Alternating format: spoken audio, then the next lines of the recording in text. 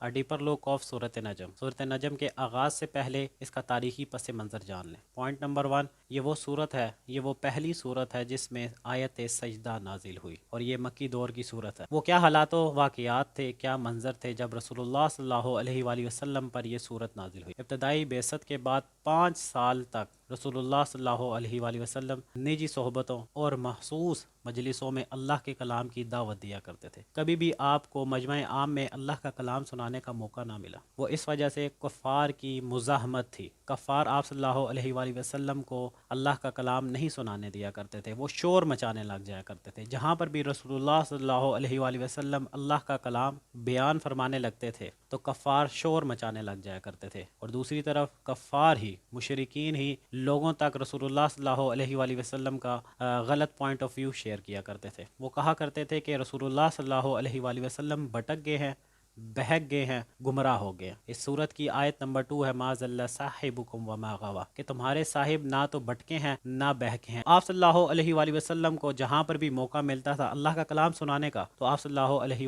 वसल्लम सुनाया करते थे। लेकिन इस दौरान जब भी आप सल्लल्लाहु अलैहि वसल्लम अल्लाह का कलाम सुनाया करते थे तो मुशरिकीन कफ़ार शोर मचाने लग जाया करते थे, ताकि उन लोगों को पता ही ना चले कि ये लोग रसूलुल्लाह सल्लल्लाहु अलैहि वसल्लम को बहका हुआ, भटका हुआ क्यों कह रहे हैं। अब इस बात का उनको भी अंदाज़ा था कि रसूलुल्लाह सल्लल्लाहु अलैहि वसल्लम का बोलने का तरीका, रसूलुल्लाह सल्लल्लाहु अलैहि वसल्लम का तबलीग का तरीका और कुरान की तासीर सख्त असर रखती है। अगर वो लोग इन बातों को सुन लेंगे तो रसूलुल्लाह सल्लल्लाहु अलैहि वसल्लम की तरफ आ जाएंगे, रसूलुल्लाह सल्लल्लाहु अलैहि वसल्लम की बात को तस्लीम कर लेंगे और उनके ऊपर ईमान ले। इन हालात में एक रोज़ रसूलुल्लाह सल्लल्लाहु अलैहि वसल्लम हरम पाक तशरीफ़ लेकर आए।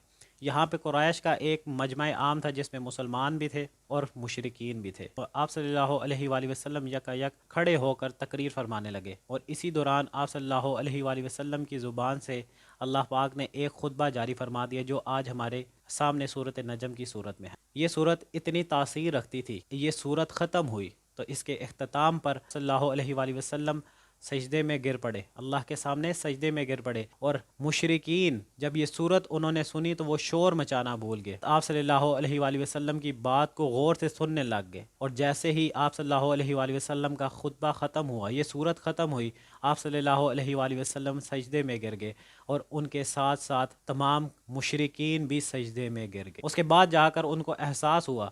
हज़रत अब्दुल्लाह इब्न मसूद रज़ियल्लाहु ताला बयान फरमाते हैं कि एक शख्स जो सजदे में नहीं गिरा, अमिया इब्न खल्फ, वो शख्स सजदे में नहीं गिरा, उसने मट्टी उठा के अपने सर के साथ लगा ली। उसके बाद हज़रत इब्न मसूद रज़ियल्लाहु ताला बयान करते हैं कि मैंने उसे देखा कि वो कुफर की हालत में ही कत्ल हो गए। तो तमाम लोग, मुशरिकीन के बड़े बड़े सरदार भी जो थे, वो भी इस खुतबे सुनने के बाद रसूलुल्लाह सल्लल्लाहु अलैहि वसल्लम के साथ सजदे में गिर पड़े। उसके बाद जाकर उनको पशमानी लाहक हुई, वो परेशान हो गए कि हम ये कैसे हो गए, हम सजदे में कैसे गिर गए। हम तो रसूलुल्लाह सल्लल्लाहु अलैहि वसल्लम जहाँ पर भी तकरीर फरमाया करते थे, जहाँ पर भी अल्लाह का कलाम बयान फरमाया करते थे, वहाँ पर तो हम शोर मचाने लग जाते